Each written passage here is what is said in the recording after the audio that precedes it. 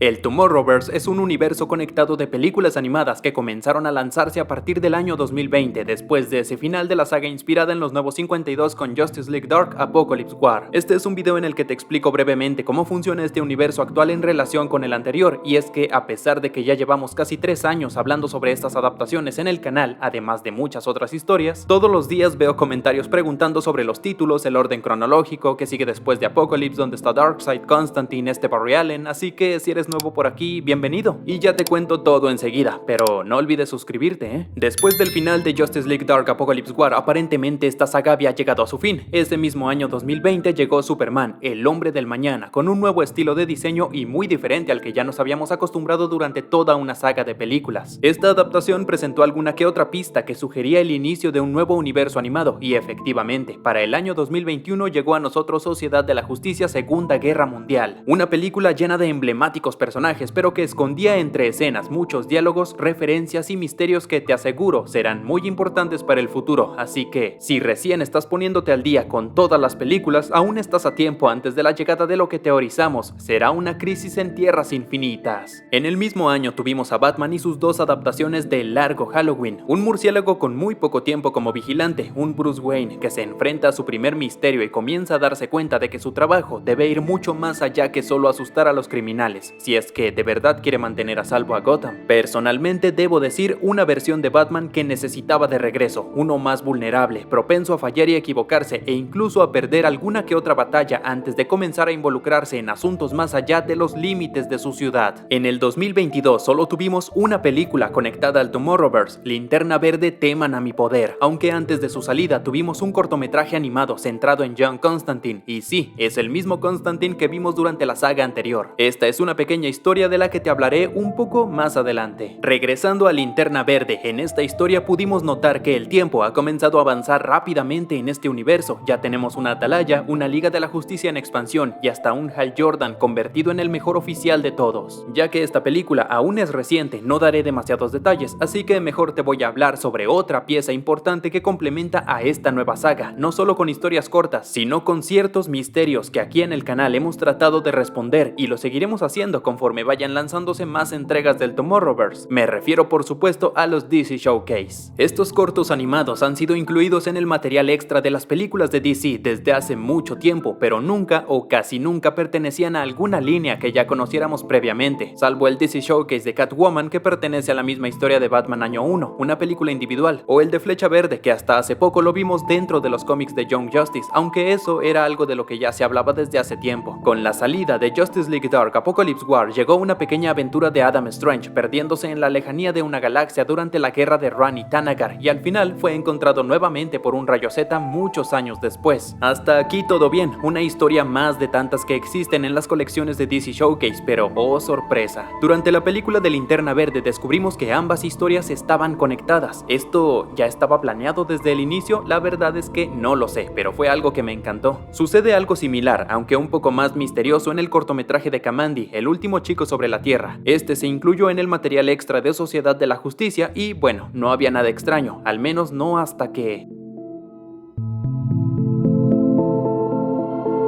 Sí, al parecer estas dos historias también están conectadas, y digo al parecer ya que este personaje dentro de la película jamás dice su nombre y su actor de voz no está acreditado oficialmente. Este es todo un caso del que ya hablé aquí en el canal, así que no entraré demasiado en contexto. Antes del estreno de Linterna Verde teman a mi poder fue lanzado Constantine y la Casa del Misterio. Lo llamativo de esta historia es que se trataba de la misma versión del personaje de la saga anterior, aparentemente el único sobreviviente de ese universo. Más interesante aún es que este corto animado no solo parte inmediatamente después de Apocalypse War, sino que aquí lo he llamado un puente entre el anterior universo y el nuevo. Sí, el final de la Casa del Misterio puede dejarte con bastantes dudas acerca de si volveremos a ver o no a John Constantine. En ese momento yo tampoco sabía si lo volveríamos a ver, solo sabía que de alguna manera iba a ser castigado. Aún así, al menos para mí, la respuesta llegó unos meses después en la película de Linterna Verde, cuando vi aparecer a este vagabundo sin importancia gritando sobre el fin del mundo. Es decir, es una teoría que se me ocurrió y les hablé de eso hace tiempo. No es necesario que me crean, pero como les decía, hay cada vez más misterios y respuestas a medias con cada película estrenada. ¡Debes correr! El mundo terminará en un centellazo y no será más. ¡Todos se irán! ¡Igual que los otros!